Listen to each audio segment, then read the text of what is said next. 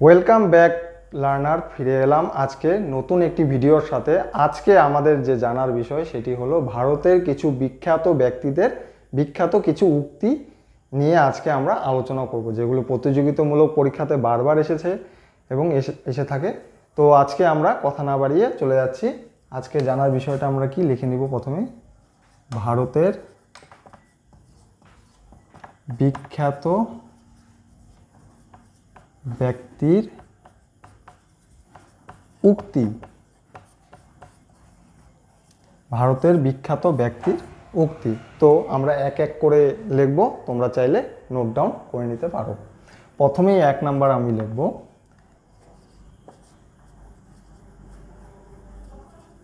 ইনকিলাব জিন্দাবাদ। এই বিখ্যাত উক্তিটি কোন ব্যক্তি করেছিলেন ইতিহাসের প্রেক্ষাপট?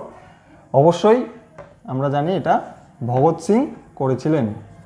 ভগৎ সিংয়ের এই উক্তিটি। ইনকিলাব জিন্দাবাদ কে বলেছেন? ভগৎ সিং। এরপরে আমরা 2 নাম্বার জানব,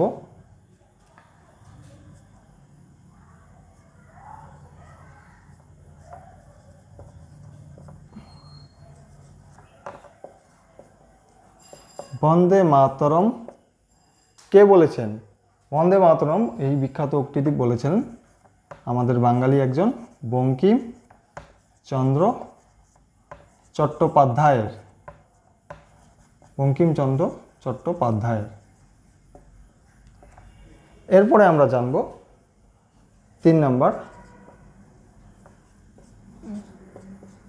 দিল্লি চলো এই বিখ্যাত উক্তিটি এবং সাথে সাথে জয় হিন্দ, এই দুটো উক্তি তার কে বলেছে? জয় হিন্দ এবং দিল্লি চলো এই বিখ্যাত উক্তিটি বলেছিলেন নেতাজি সুভাষচন্দ্র বসুর। নেতাজি সুভাষচন্দ্র বসু। এই দুটি কিন্তু দিল্লি চলো এবং জয় হিন্দ, এই দুটি কিন্তু নেতাজি সুভাষচন্দ্র বসুর বিখ্যাত উক্তি। এরপরে নেতাজি সুভাষচন্দ্র বসুর আরেকটা আমরা উক্তি সম্বন্ধে জানবো, এটাও সকলের জানা, তোমরা আমাকে রক্ত দাও, আমি তোমাদের স্বাধীনতা দেব। খুবই বিখ্যাত একটি উক্তি। এই উক্তিটিও কিন্তু নেতাজি সুভাষচন্দ্র বসুরই উল্লেখিত। তো 4 নাম্বার হয়ে গেল। এরপরে আমরা 5 নাম্বারের দিকে যাব। আমি মুছে দিচ্ছি। এরপর আমরা চলে যাচ্ছি 5 নাম্বারের দিকে।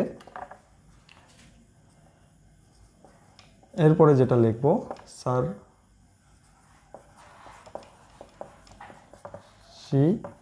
কি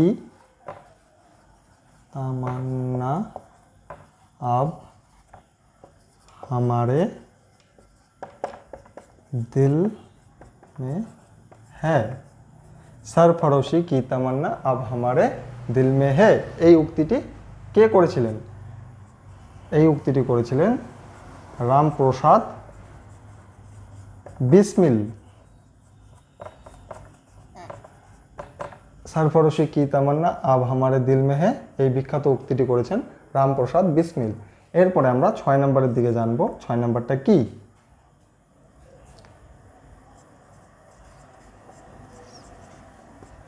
সারে জাহাঁ সে, কথাগুলি হিন্দিতে আমি বাংলায় লিখে দিচ্ছি, সারে জাহাঁ সে আচ্ছা। এই কথাটাই কিন্তু একজন মহাকাশচারী, ভারতীয় একজন মহাকাশচারী, তিনি কিন্তু প্রথম ইন্দিরা গান্ধীকেও বলেছিলেন মহাকাশ থেকে। তো এই কথাটি কিন্তু কে বলেছিলেন? এই কথাটি বলেছিলেন প্রথম মোহাম্মদ ইকবাল। সারে জাহাঁ সে আচ্ছা, এই কথাটি কিন্তু মোহাম্মদ ইকবালের কথা। এরপরে আমরা চলে যাচ্ছি 7 নম্বরের দিকে। এরপরে আমরা জানবো 7 নম্বরটা কি? জয় জওয়ান জয় জওয়ান জয় কিষান। এই কথাটি কিন্তু জয় জওয়ান জয় কিষান কে বলেছিলেন? এটা বলেছিলেন লাল বাহাদুর শাস্ত্রী। লাল বাহাদুর শাস্ত্রী বলেছিলেন জয় জওয়ান জয় কিষান। এর সাথেই একটি রিলেটেড আরেকটি আমরা জানবো, সেটা হচ্ছে জয় জওয়ান জয় কিষান। এটা অনেকে একটু ভুল করে। এবং জয় বিজ্ঞান, এই তিনটি একসাথে কে বলেছিলেন? জয় জওয়ান জয় কিষান ও জয় বিজ্ঞান, এটা বলেছিলেন কে? এটা বলেছিলেন অটল বিহারী বাজপেয়ী। অটল বিহারী বাজপেয়ী এই তিনটি কথাই একসাথে বলেছিলেন, জয় জওয়ান জয় কিষান এবং জয় বিজ্ঞান। এরপরে আমরা 9 নম্বরের দিকে চলে যাচ্ছি।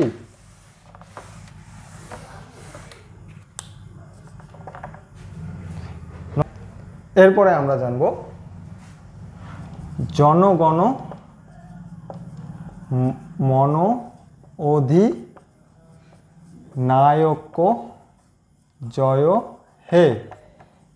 এই বিখ্যাত উক্তিটি কে বলেছিলেন? এটি বলেছিলেন আমাদেরই পশ্চিমবঙ্গেরই বাংলারই একজন, সেটা হচ্ছে রবীন্দ্রনাথ ঠাকুর। এই বিখ্যাত উক্তিটি কে করেছেন? রবীন্দ্রনাথ ঠাকুর। এরপরে আমরা 10 নম্বর জানব। 10 নম্বরটা হচ্ছে গরিবি হাটাও। খুবই বিখ্যাত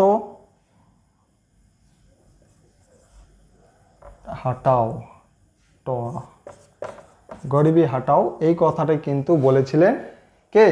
এটা বলেছিলেন ইন্দিরা গান্ধী।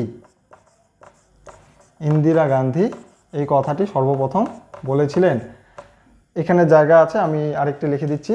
11 নম্বরটা আমরা বলবো মেরা ভারত মহান হ্যায়। মেরা ভারত মহান হ্যায়, এই উক্তিটি কে করেছিলেন? এই উক্তিটি করেছিলেন রাজীব গান্ধী। এই উক্তিটি করেছিলেন কে? রাজীব গান্ধী। মেরা ভারত মহান হ্যায় এই উক্তিটি করেছিলেন রাজীব গান্ধী। তো আমরা এখানে 11টি জানলাম। এরপরে আরও কিছু আমরা জানব। এরপরে আমরা 12 নম্বরটা জানব। হে রাম, এই কথাটি কে বলেছিল? এটিও কিন্তু মহাত্মা গান্ধী কিন্তু এই কথাটি বলেছিল, হে রাম। এরপরে 13 নম্বরটা আমরা জানব। 13 নম্বরটা হচ্ছে ফুল ফুটুক না ফুটুক